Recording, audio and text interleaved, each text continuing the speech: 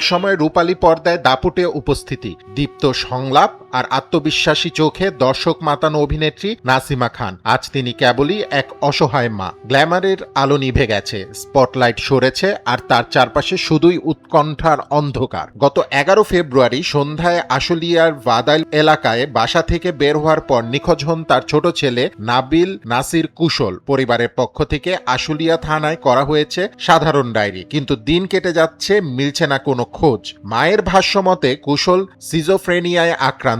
মানসিক সমস্যার কারণে নিজের ঠিকানা পরিষ্কার করে বলতে নাও পারেন তিনি। এই আশঙ্কাই যেন আরো কাঁপিয়ে দিচ্ছে মায়ের হৃদয়। সহজ সরল ছেলেটি যদি ভুল মানুষের হাতে পড়ে। কান্না জড়িত কণ্ঠে নাসিমার একটাই আরতি, আমার ছেলেকে ফিরিয়ে দিন। এক সময় যিনি পর্দায় ঝড় তুলতেন, আজ তিনি শুধু সন্তানের অপেক্ষায়, প্রার্থনায় ডুবে থাকা মা।